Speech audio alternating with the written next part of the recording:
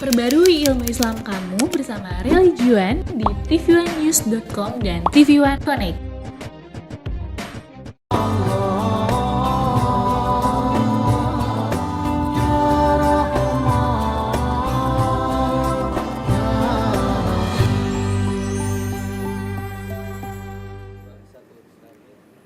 Assalamualaikum warahmatullahi wabarakatuh. Hamdan wa syukran lillah, wa salatan wa salaman ala rasulillah, wa ala alihi wa sahbihi wa mawalah. Allahumma salli ala sayyidina wa habibina wa maulana Muhammadin, wa ala alihi wa sahbihi ajma'in. Amma ba'du, qala Allah ta'ala fi kitabihil karim. A'udhu billahi minasy syaithanir rajim. Bismillahirrahmanirrahim. Ya ayyuhalladzina amanu taqullaha wa qulu qawlan sadida yuslih lakum a'malakum wa yaghfir lakum dhunubakum wa may yuti'illaha wa rasulahu faqad faza fawzan 'azima. Shadaqallahul 'azim.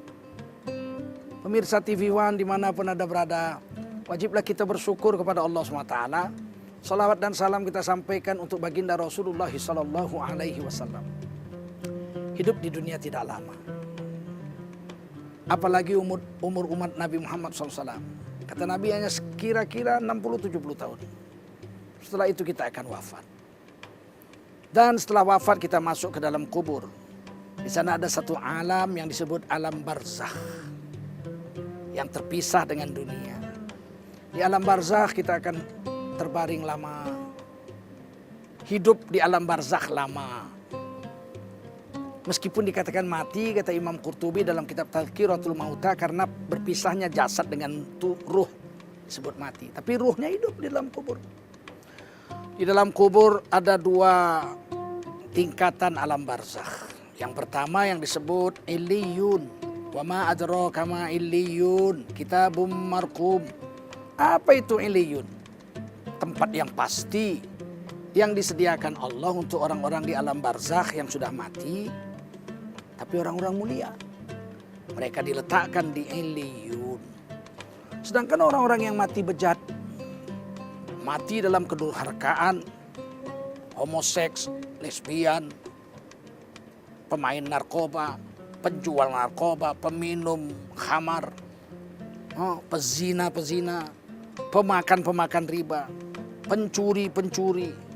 Mereka ini orang-orang bejat yang tidak sempat tobat, ketika matinya nggak sempat tobat. Kalau sempat tobat, Allah Subhanahu wa taala terima. Innallaha yaqbalu taubatal 'abdi ma lam yugharghir. Sesungguhnya Allah senantiasa menerima tobat seorang hamba seberapa besar pun dosanya. Kalau dia tobat, Allah terima. Selama nyawa belum sampai di leher, Allah terima. Sayang, orang bejat tidak sempat tobat, mati. Masuk ke alam barzakh. Alam barzakhnya berpisah dengan orang-orang soleh. Alam barzakhnya namanya sijjin. Wa ma adraka ma sijjin, kitabum marqum. Jadi tidak sama tempatnya orang soleh di alam barzakh dengan orang bejat di alam barzakh. Mereka walaupun dikuburkan di sebelah-sebelahnya, bersebelahan kuburan, di alam barzakh tidak sama, jauh berpisah. Kalau tidak, mana hidup senang orang-orang di kubur yang soleh-soleh. Mendengar teriakan-teriakan, kesakitan orang-orang yang disiksa di alam barzakh karena durhaka. Tentu orang-orang yang soleh-soleh yang gak disiksa gak bisa tidur dengan teriakan-teriakannya. Allah pisahkan. Tidak sama. Di akhirat pun nanti tidak sama. Orang-orang soleh, orang-orang takwa masuk surga. U'iddat lil muttaqin, itu surga untuk orang bertakwa. Sementara orang-orang yang tidak beriman pada Allah, yang engkar, dia masuk neraka. U'iddat lil kafirin, itu neraka untuk orang-orang yang engkar. Nah, orang-orang yang beriman tapi tidak takwa, ditimbang amalnya. Fa amma man thaqulat mawazinuhu fa huwa fi 'ishatir radiyah. Kalau ditimbang amalnya lebih banyak baiknya 1000, dosanya cuma 999. Nyaris. Tapi ditimbang. Setelah ditimbang masuk surga. Wa amma man khaffat mawazinuhu fa ummuhu hawiyah. Kalau sudah ditimbang amal ternyata dosanya lebih banyak dari pahalanya, Dosanya 1000, pahalanya cuma 999. Ya apa boleh buat. Walaupun dia beriman, wa ma adraka ma hiyah narun hamiyah, dia akan dibuang ke neraka meskipun tidak lama, tapi mesti masuk sana. Jangan kita katakan Allah kejam, Allah tidak adil. Justru Allah adil. Justru adanya neraka surga itu keadilan Allah. Kalau manusia soleh dengan manusia bejat sama-sama masuk surga, justru Allah tidak adil.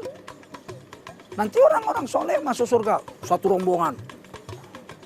Terus orang-orang yang bejat satu rombongan masuk surga juga. Kata orang-orang soleh, loh kalian kan dulu yang bejat-bejat. Iya, kami mabuk, mencuri, berzina, makan riba, semua kami kerjakan. Masuk surga juga. Mending dulu saya jahat macam kamu masuk surga bareng-bareng. Atau masuk neraka. Kalau orang soleh masuk neraka, orang bejat masuk neraka, ketemu di pintu neraka. Loh, kamu kok masuk neraka? Ya karena kami dulu soleh, rajin sholat, rajin puasa, rajin zakat, rajin bayar santunan anak yatim, rajin zikir. Masuk neraka? Lah kamu masuk neraka kenapa? Kami rajin mabuk, rajin zina, rajin mencuri. Wah kalau begitu lebih baik dulu kami ikut kamu aja. Jahat-jahat masuk neraka juga. Buat apa baik-baik kalau masuk neraka juga? Nah inilah keadilan Allah. Dan Allah sudah istiharkan. Itu surga itu uiddat lil muttaqin, disediakan Allah untuk orang-orang yang bertakwa. Jangan menghibur diri meskipun saya bejat. Belum tentu masuk neraka. Ya kata Allah mesti. Kalau kalah di timbangan amal lebih banyak dosa, mesti. Jangan menghibur diri melawan dalil-dalil yang telah Allah tuliskan di Quran dan hadis.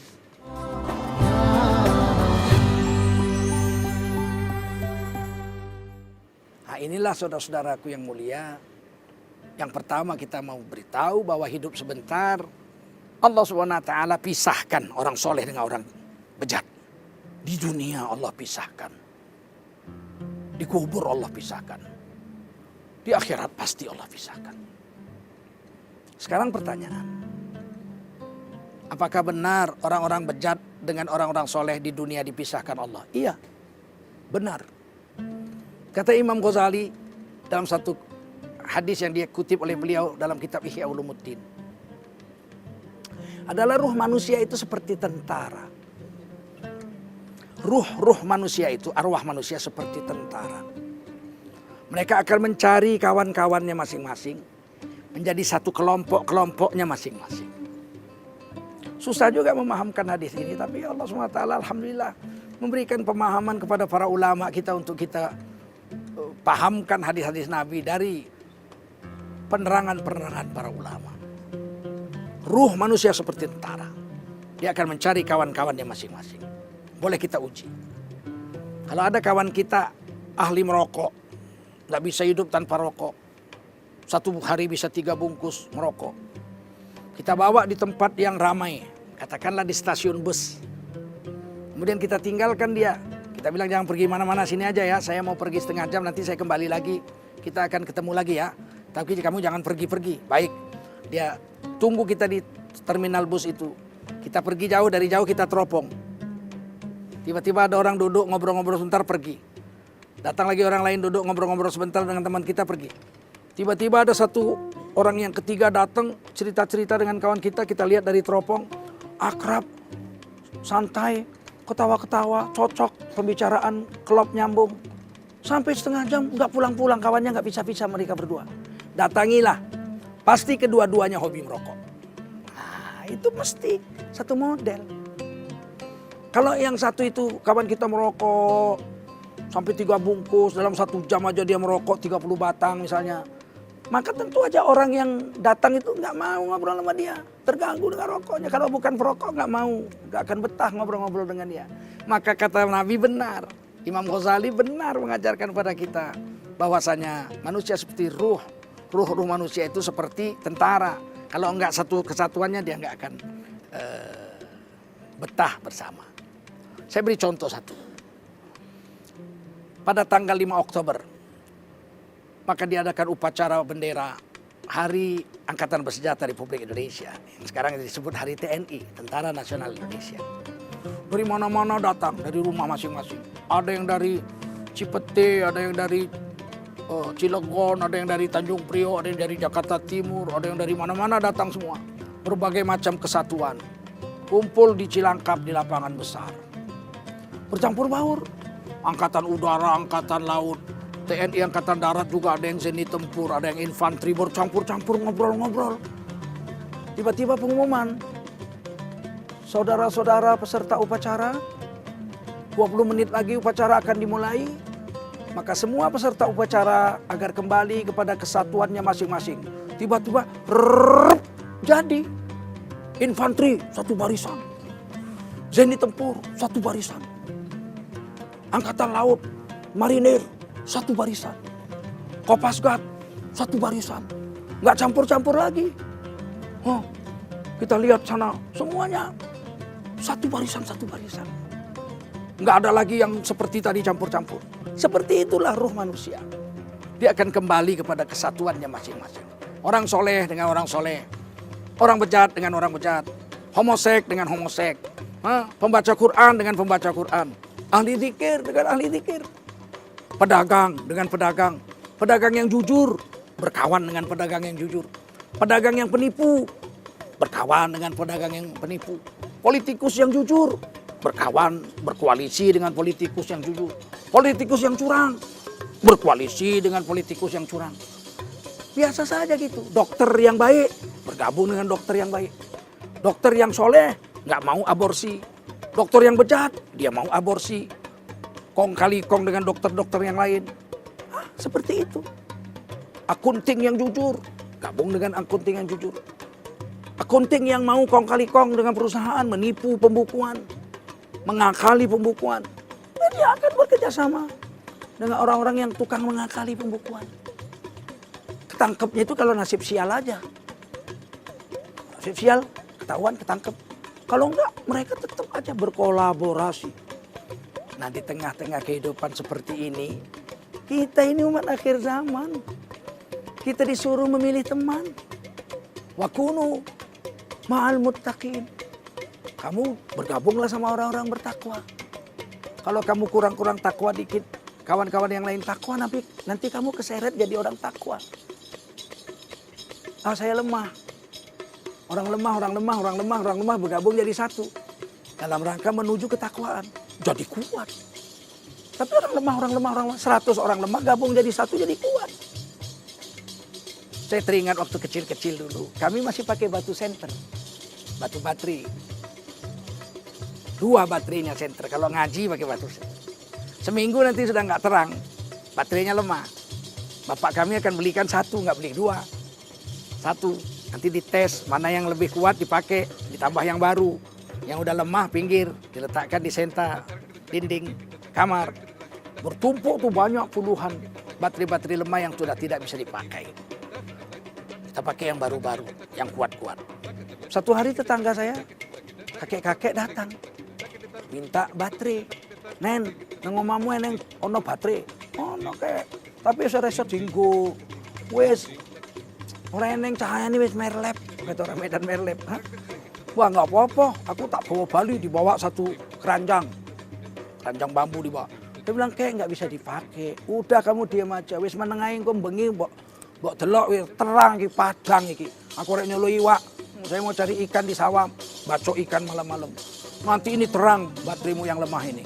Pokoknya kamu tenang aja, nanti aku mampir sebelum ke sawah.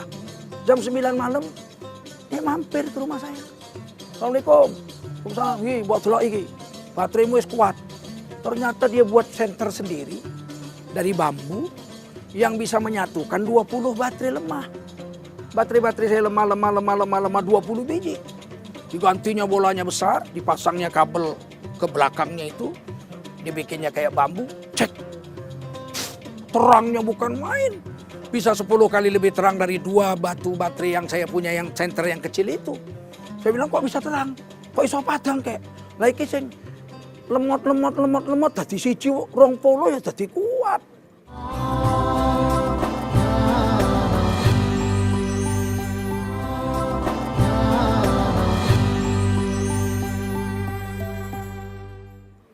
Nah, inilah yang diajarkan oleh orang-orang tua kita kepada kita. Bersatu kita teguh, bercerai kita rubuh. Orang lemah tapi bersatu jadi kuat. Tubuh kita ini nggak semua kuat.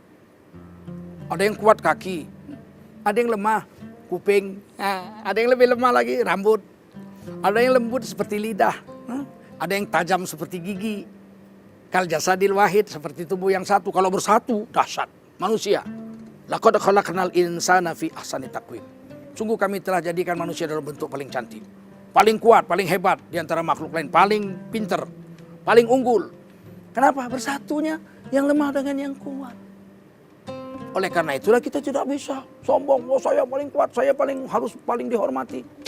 Ada gigi, dia kuat, dia bisa memotong, dia bisa mengoyak, dia bisa mengunyah.